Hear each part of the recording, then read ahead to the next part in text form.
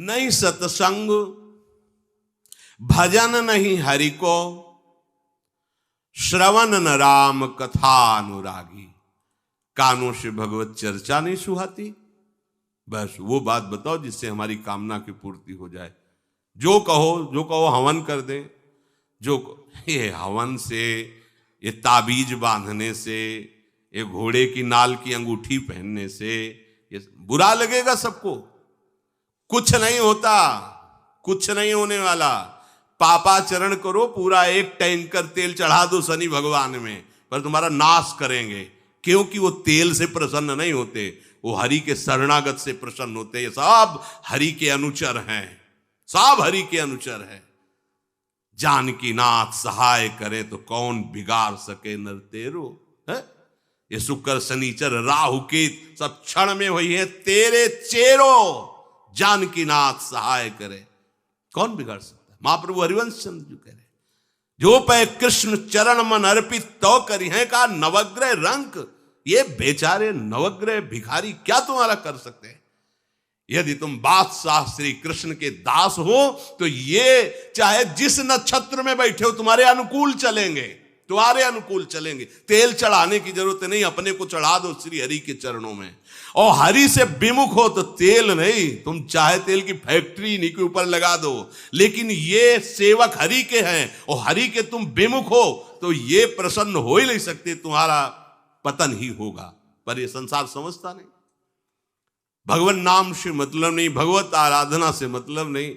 अरे भाई ये लोकपाल हैं, जानते हो भक्त को भी काम क्रोध क्यों सताता है। ताकत नहीं इनकी प्रवेश कर जाए, अहंकार है इसलिए। और भगवान को अहंकार अच्छा नहीं लगता, इसीलिए भगवान के सब दूत हैं चढ़ बैठते हैं। देख तू कितना बड़ा साधक, कितना बड़ा भजनानंदी, दिखा हमें। अब फेल तो मैं भगवान की शरण, तो हो ना भगवान की शरण। और भगवान की शरण में हो जाए तो यही महासुख प्रदान करने लगते हैं, और कोई नहीं, इन्हीं के लड़का बच्चा है। द्वारिकाधीश के पुत्र रूप में कौन प्रकट हो रहा है? भगवान कामदेव, जो प्रद्युम्न अवतार है, साक्षात कामदेव हैं। कामदेव साक्षात आ रहे हैं। हम प्रभु से विमुख हो, कोई हमारा सहयोग कर सकेगा? कोई नहीं कर सकता। और अगर करने गया तो वो भी उल्टा टंग जाएगा। ये भी बात समझ लो। भगवान देख लो, हम आपको उदाहरण बता रहे कि तो कैसे काशी नरेश, पौंड्रक, ये सब मिलकर भगवान के विरोध में हुए। भगवान ने सुदर्शन चक्र को छोड़ा, काशी नरेश पौंड्रक सबका उद्धार किया। और काशी नरेश का पुत्र था सुदक्षिण। उसने विचार किया कि ये तो बहुत बड़े अपमान की बात है। भगवान शंकर की नगरी में रहता, काशी में महामृत्युंजय है, काल के भी महाकाल हैं। पंडितों से कहा ऐसा उपाय नहीं कि हम द्वारिका को भस्म कर दें। बोले है, भगवान शिव के ऐसे ऐसे मंत्र हैं कि वो तो विनाशकारी भी तो है ना, वो बहुत सुंदर भी है। कर्पूर गौरम करुणावतारम संसार सारम, करुणा के स्वरूप है। आशुतोष नाम है। एक चुल्लू जल ऐसा कोई देवता नहीं मिलेगा जो संसार में कोई देवता नहीं खाता, वो इन पे चढ़ाए जाते हैं। अकौड़े का फूल, धतूर का फल ये कोई पता है? नहीं पता। इतने से वो प्रसन्न, इसीलिए वो आशुतोष रीझ जाए तो पूरा नगर का नगर सोने का ऐसे दे दिया, लंका उन्हीं दे दिया। और अगर दृष्टि बदल जाए तो हनुमान जी बनकर पूंछ में आग लगा को श्रीलंका को नाश कर। बड़े विचित्र है। हाँ है भगवान शंकर विनाशकारी, द्वारिका को भस्म कर सकते हैं। आराधना की सुदक्षिण ने, बड़े बड़े विद्वान बुलाए। काशी तो विद्वानों की नगरी, और ब्राह्मणों की विद्वता तभी सार्थक है जब प्रभु में उसका समापन हो। विद्या कौन? जो भगवान से मिला दे। अविद्या कौन?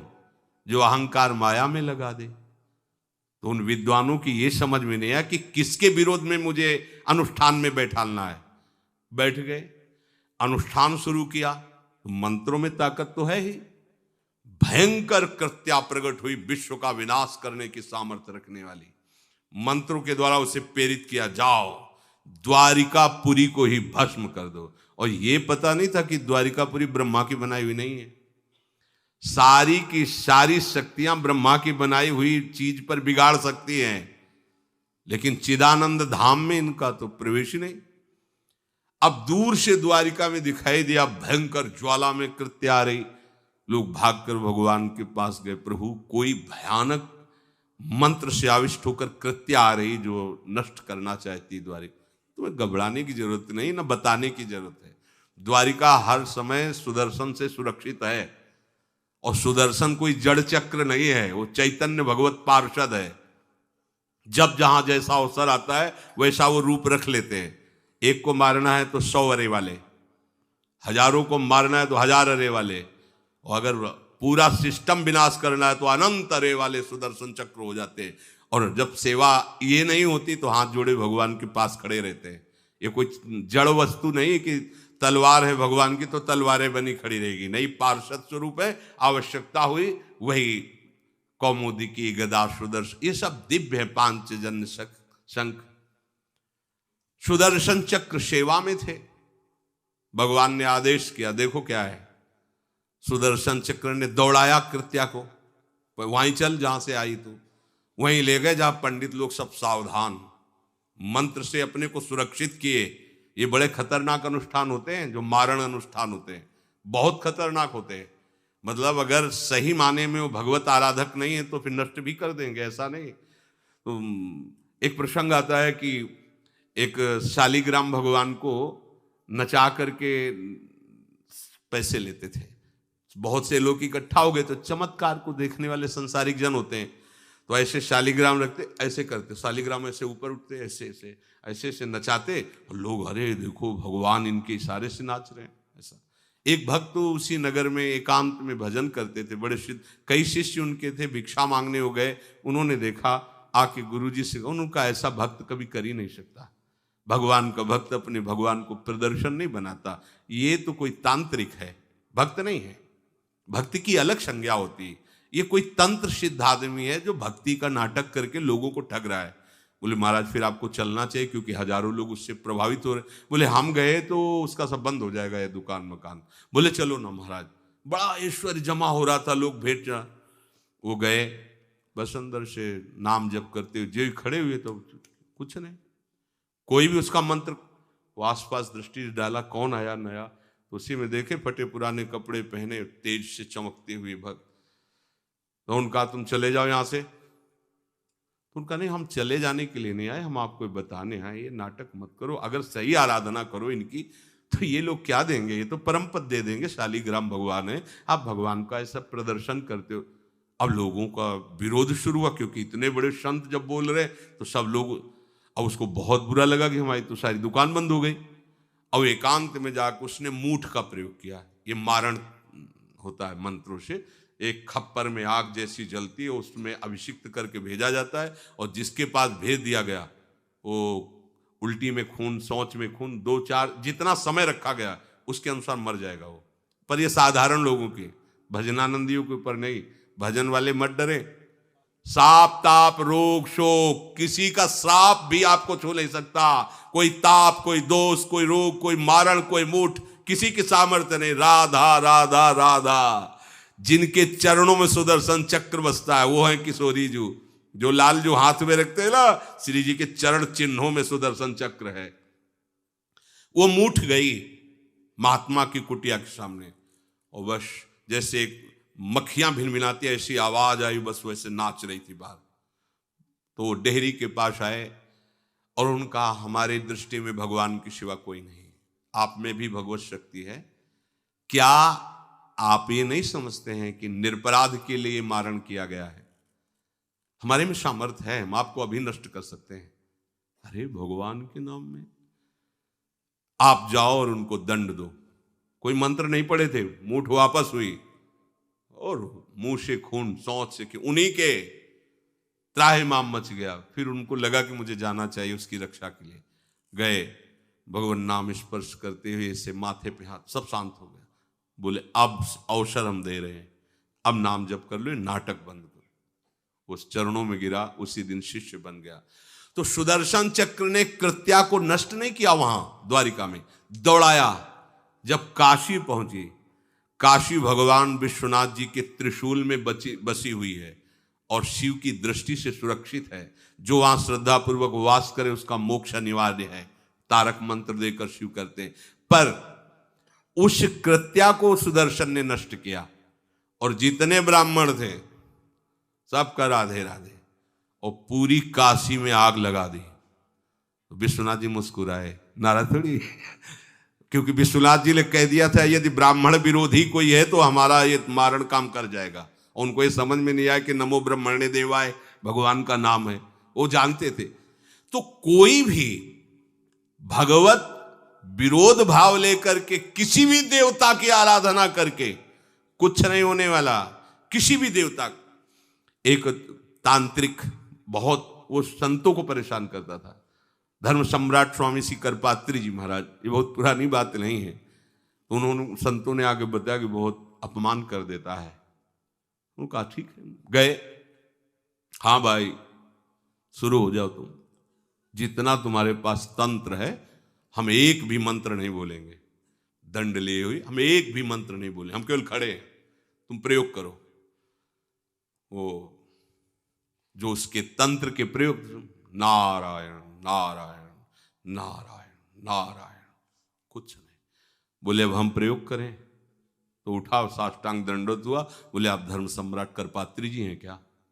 क्योंकि इतनी सामर्थ्य केवल उन्हीं में है जो मुझे रोक सके। दूसरे बोले बंद कर दो, दोबारा शिकायत नहीं आनी चाहिए हमारे पास।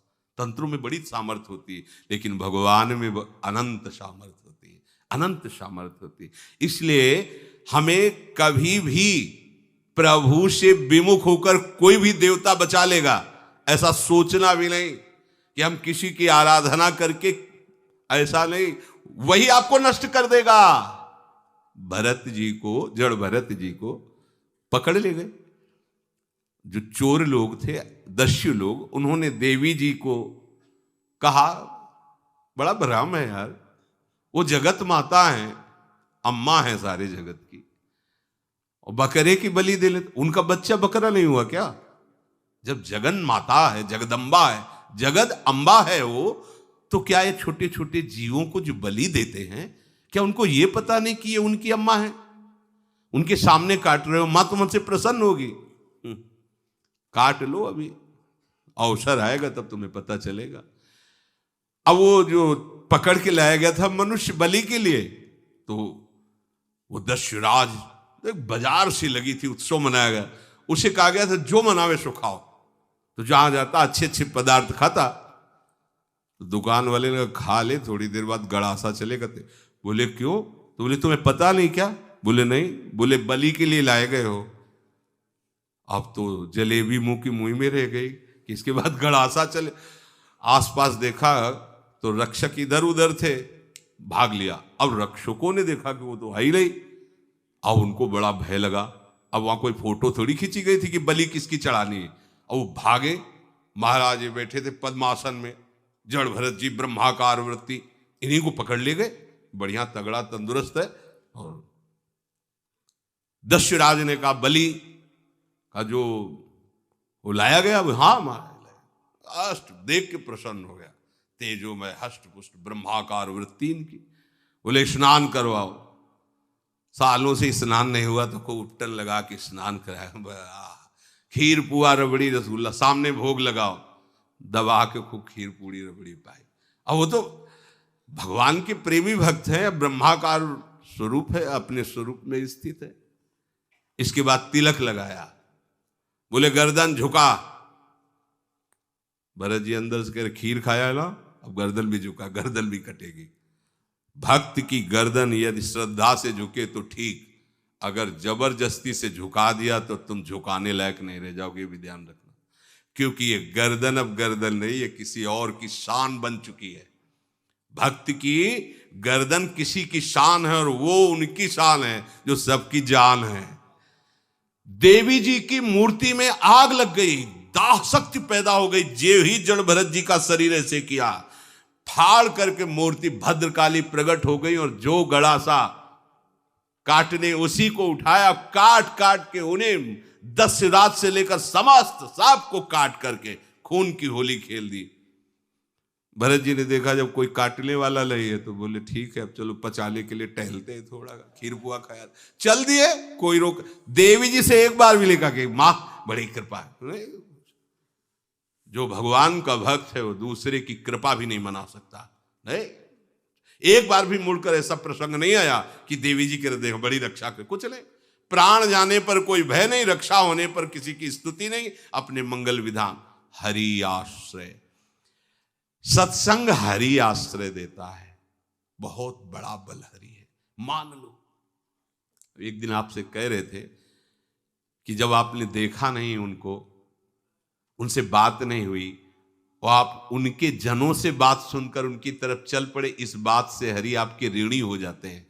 भगवान इसी बात से ऋणी हो जाते हैं।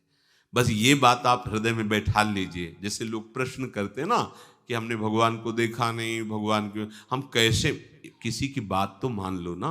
आप मान लो, वो तो आपके अंदर भी बैठे हुए हैं, वो आपको इतना प्यार देने लगेंगे, जहां कोई सहायक नहीं होगा वहां हरि आपको दिखाई देंगे। देख लेना, बिगड़ी ऐसे क्षण में बन जाती है, ऐसा लगता है गला कटा तो वो तलवार गले तक आएगी, हार बनकर सुगंधित फूल बन जाएगी, पर गले तक आने आने तक तुम्हारी निष्ठा देखी जाएगी। नहीं नहीं, बस मेरे हरि का यही विधान, वो आते आते हार बन जाएगी, वो तलवार तुम्हारा गला नहीं काट पाएगी, क्योंकि गले में हरि नाम चल रहा है। मान लो हमारी महालक्ष्मी चरण चापती रहती, क्या चाहिए तुम्हें, क्या चाहिए, आप सच्ची मानिए। क्या मतलब, कितनी मलिनता छा गई है। हम इसको मार देंगे तो 2 लाख रुपए मिल जाएंगे, ये कर देंगे तो, अरे भैया अगर तू हरि नाम जपेगा तो इसकी कीमत नहीं है, कीमत नहीं, अमूल्य वस्तु है। इसके ब्याज में तू कुबेर बन सकता है, मूल्य तो कभी खत्म होता ही नहीं है। ब्याज में तू ब्रह्मा बन सकता है, बनना तो चाहे। भक्तजन तो कहते हैं नहीं चाहिए मुझे ब्रह्मा का पद, परमेष्ठी पद, नहीं चाहिए सम्राट पद, नहीं चाहिए योग की सिद्धियां, मुझे प्रभु आपकी दास्ता चाहिए। ये बात, कितना महासुख होगा उस भक्त को जो इन बातों को कह रहा है, नहीं चाहिए मुझे मोक्ष सुख नहीं चाहिए। वो ऐसे थोड़ी कह रहा है, श्रद्धा से नहीं कह रहा, अनुभूति से कह रहा है, मुझे नहीं चाहिए ये सब, इनमें वो सुख नहीं है जो आपके चरणों के समीप रहने में सुख है। नहीं सत्संग भजन नहीं हरि को, श्रवण न राम कथा अनुरागी, सुत बीत दार भवन ममता निसि सोवत अति न कबहु मति जागी। अरे तेरी बुद्धि सो रही है, जगा दे।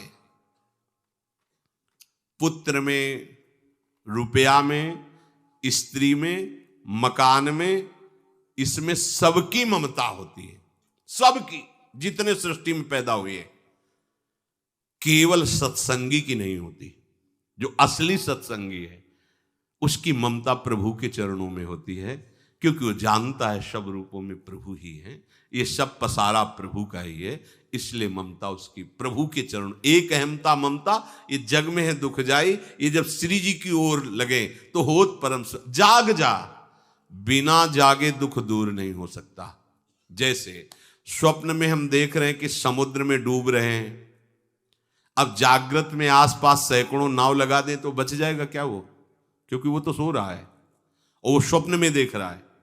अब हम नाना प्रकार के तैराकों को बाहर तैनात रखें तो उसको कोई सुख मिलेगा क्या? क्योंकि स्वप्न में उसको अगर सुखी करना है तो एक ही उपाय, जगा दे।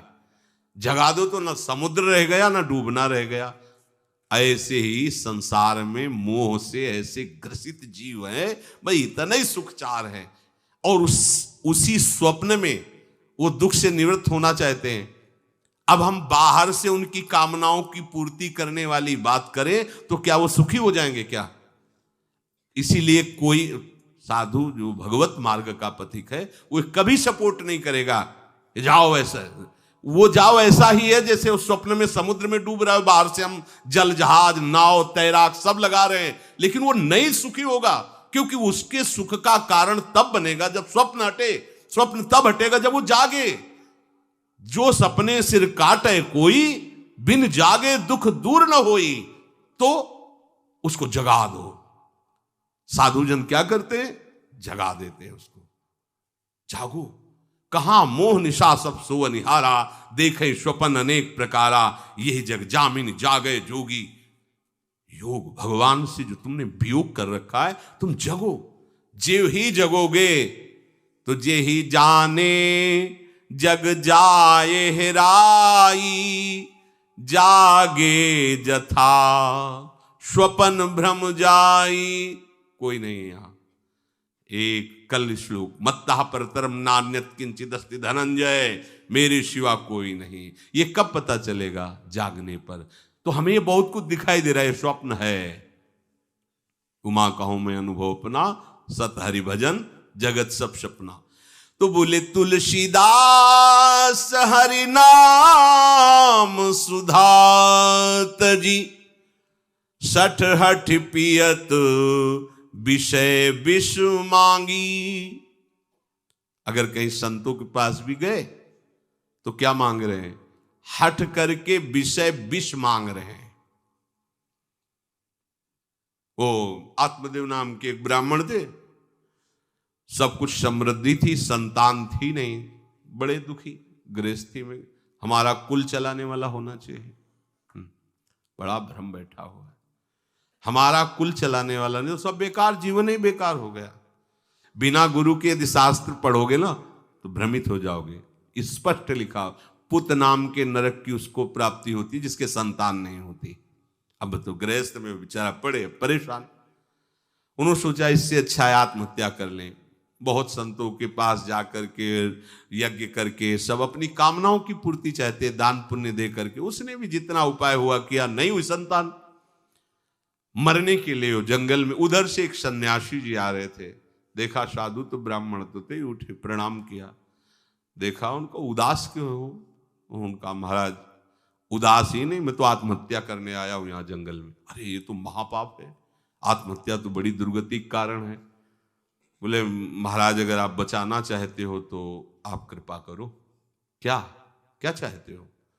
बोले हमारे पास सब कुछ है, बेटा नहीं दोगे तो हमारा जीवन बेकार। तो उन्होंने अंतर्दृष्टि से देखा और कहा 7 जन्म तक तेरे पुत्र नहीं भाग्य में तेरे लिखा है। तो उसने कहा फिर तो अभी मरते, आत्महत्या करते, हम 7 जन्म की बात, हम 7 दिन नहीं जिएंगे, हमें पुत्र चाहिए। संत का दयालु। देखो जिनके पास तपस्या और भजन का धन होता है, जब भगवान अधीन है तो कुछ भी कर सकते हो, कुछ भी कर सकते हैं। प्रारब्ध मिटाना कोई बड़ी बात नहीं। प्रारब्ध जानते, कोई देवता थोड़ी है, तुम्हारा पीछे का किया हुआ कर्म है। और इधर जोर का भजन है, भजन के प्रभाव से कर्म को नष्ट करने में देर थोड़ी लगती है। ये तो अच्छे शुभ कर्म करो तो तुम्हारा प्रारब्ध बदल जाएगा। भजन का प्रयोग प्रारब्ध बदलने के लिए थोड़ी है। पर वो ऐसा हट किए तो उनका देखो, हट करने से लाभ नहीं मिलता है। उनका हमें उपदेश नहीं, हमें पुत्र चाहिए। अगर आप भगवत प्रेरित होकर यहां आए हो तो आप हमें। तो उन्होंने तपस्या के बल से फल की रचना की और कहा जाओ अपनी पत्नी को ये फल पवा दो और इससे निश्चित पुत्र होगा। बहुत प्रसन्न, अब कामना पूर्ण थी तो देख लो, प्रभाव देखो कामना का। प्रसन्न हुए आए, धुंधुली नाम था उनकी पत्नी का, नाम भी बहुत बढ़िया था, धुंधुली। वो कहा कि देखो ये फल खा लो, तुम्हारी संतान हो जाएगी। बहुत मीठी बात बोलती थी, मृदुभाषी, कपट हृदय, अलग अलग क्षेत्र होता है, हृदय कपट और मुख में मीठी बात। बहुत संभल के व्यवहार करना चाहिए ऐसे लोगों से। मधुरिया बानी मीठी, क्या मृदु भाषा। नहीं प्रीतम, आप चिंता मत करो, फल ऐसे थोड़ी खाया जाता है, नहा धो के पवित्र होके फिर। हाँ उनका ये बात, तो आप अपने काम में लगो, हम पा लेंगे ऐसा। अब आपको विश्वास है ना? बोले विश्वास तो है, इसमें क्या विश्वास, आप भी तो चाहती ना पुत्र हो। बोले हाँ। वो जो ही गए सो अपनी बहन को बुलाया और कहा सुनो, अभी तो हम 4-5 रोटी कढ़ी चावल सब पा लेते हैं, पूड़ी खीर पुआ। गर्भ रहेगा तो पेट तो उसी से भरा रहेगा, तो हमारा भोजन रुक जाएगा। बोले हाँ ये तो बात है। जब पेट बढ़ेगा, अगर घर में आग लग गई तो फिर हम भाग नहीं पाएंगे, तो हम जल जाएंगे। ये निगेटिव सोच वाले लेते। और पंडित जी तो इसी बात में लगे हैं कि गर्भ रह जाए तो क्या करें, तुम्हारा हम खाएंगे तो है नहीं पक्की बात, पर करें तो क्या करें। पंडित जी को कैसे समझो, उनका देखो एक बात है, हमारे गर्भ है, हमारे कई लड़के हो चुके हो, गरीबी है ही है हमारे यहाँ, तुम कुछ पैसा दे देना और ये नाटक करना कि मैं गर्भवती हूं, बच्चा समय होने पर हम पहुंचा देंगे, हम घोषित कर देंगे हमारा बच्चा मर गया। तो पंडित जी को तुम नाटक में बताते रहना कि गर्भ है, बच्चा हो जाए, पंडित जी कह देना बच्चा हो गया है, तो बोले दूध पिलाने की समस्या आएगी, तो बोले ये तुम कह देना कि पहला पहला बच्चा है, हमारे वक्षा स्थल में दूध नहीं, हमारी बहन का था तो मर गया बच्चा, तो उनको बुला लेती तो बात बन जाएगी, बढ़िया बात हो गई। परीक्षा के लिए फल गाय को खवा दो, गाय को खवाया, ठीक समय पर गोकर्ण जी प्रकट हुए, दिव्य तेजो में बालक, कान केवल वो गाय के, बड़े ही विद्वान और भगवत भक्त संत के द्वारा कहा था 7 जन्म तुम्हारे भाग्य में, बच्चा नहीं तो नहीं है, देखा गाय के हो गोकर्ण जी प्रकट हुए। उधर उनके जो बच्चा पैदा हुआ वैसे ही नाटक के द्वारा पहुंचा दिया गया, वैसे ही पूरा जैसा पहले पक्का हुआ। अब उसने कहा कि हमारे तो स्तनों में दूध नहीं, हम अपनी बहन को बुला लें, उनका बच्चा मर गया। हाँ हाँ हमारा बच्चा स्वस्थ होना, आप बुला लो, उसको हम धन भी देंगे, वो हमारे बच्चे की सेवा कर। अपने नाम से जोड़ करके उसका नाम रखा धुंधकारी, धुंधुली और धुंधकारी, अज्ञान का साक्षात स्वरूप। अब जैसे ही वो अवस्था बढ़ती गई तो उसके पापाचरण बढ़ना शुरू हुए, बच्चों के साथ खेलता, खेलते हुए बच्चों को उठा लेता और कुएं में डाल देता, मतलब घोर अत्याचार। गोकर्ण जी हर समय भजन साधन शास्त्र स्वाध्याय, जब और बड़ा हुआ तो माता जी को अपने डंडों से रोज पूजन करता, पिताजी को गाली लात थप्पड़, पिताजी तो रो पड़े। गोकर्ण जी से कहा कि बेटा हमारी गाय से प्रकट हुए पर भरोसा आप ही का है, बचा सकते हो, तो बोले पिताजी जाओ यहां से, भाग जाओ यहां से, एकांत जंगल में जाकर भगवान श्री हरि का भजन करो। उन्होंने 2 श्लोकों में उपदेश किया। दूसरा श्लोक ये, धर्मम भजस्व सततम त्यज लोक धर्मान, सेवन सदा साधु पुरुषं जहि काम तृष्णाम, अन्यस्य गुण दोष चिंतन मास मुक्त्वा, सेवा कथा रस मोहो नितराम पिबत्वम। हे पिताजी अब तुम लोक धर्म का त्याग करके भागवत धर्म को स्वीकार करो, एकांत में जाकर साधु महापुरुषों के संग से उनके उपदिष्ट उपदेश के अनुसार आचरण करो, प्रभु की लीला कथा सुनो, ना कोई कामना ना कोई तृष्णा, किसी के गुण दोष का वर्णन मत करना और सदैव भगवत सेवा भावना में रहना, इसी जन्म में तुम्हें भगवत प्राप्त। वो तो उधर गए, इतनी पिटाई की उसने माँ की कि माँ कुएं में गिरकर आत्महत्या कर ली। फिर तो मनमानी आचरण, कुछ वैश्याओं को रखा और चोरी करके लाया, वैश्याओं ने सोचा किसी दिन पकड़ा जाएगा ये और हम, तो उसके हाथ पैर बांध दिए, चारपाई में ला के मुख में अंगार ढाल, वो मरा भयानक प्रेत। कामना ने क्या किया, सर्वनाश। किसी को हरि विमुख होकर कभी सुख मिल सकता है? आप संतों के पास जाइए, अपनी कामना रखिए, हम ये नहीं कहते कि कामना तुम त्याग पाओगे, कामना रखिए, भगवान के पास जाइए, अपनी कामना रखिए, क्योंकि आप कामना से युक्त हैं, पर छूट इतनी दे दीजिए कि जिसमें हमारा मंगल हो वो करना। जैसे नारद जी भगवान से अपनी कामना रखते हैं कि हमारा ब्याह करवा दीजिए, और बाद में एक छूट दे देते हैं कि जेहि विधि होए नाथ हित मोरा। तो हरि को अच्छा लगेगा, गुरुजनों को अच्छा लगेगा कि इस कामना से इसका कोई जीवन बाधित नहीं होगा, वो पूर्ण भी कर देंगे। और अगर लगा कि इसका पतन हो जाएगा तो आप रोते रोते भी कामना की पूर्ति नहीं करेंगे। उत्तम बात तो ये है कि कामना हरि की प्राप्ति की करो, वो सर्व सुख स्वरूप है।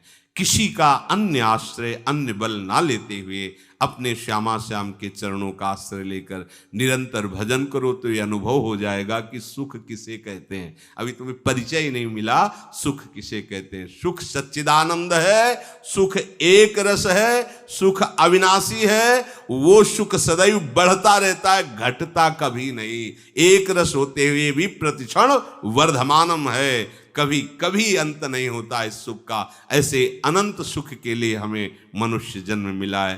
प्यारे इसे मत खोइए, हर समय राधा राधा राधा राधा राधा, और किसी को दुख मत दीजिए, कोई गंदा नशा मत कीजिए, कोई गंदे आचरण मत कीजिए, गंदा भोजन मत कीजिए जिससे अन्य जीवों को कष्ट हो, ऐसा कोई भोजन स्वीकार मत करो। इसी जन्म में आप देख लेना, इसी जन्म में आपको वो वस्तु मिल जाएगी, निहाल हो जाओ।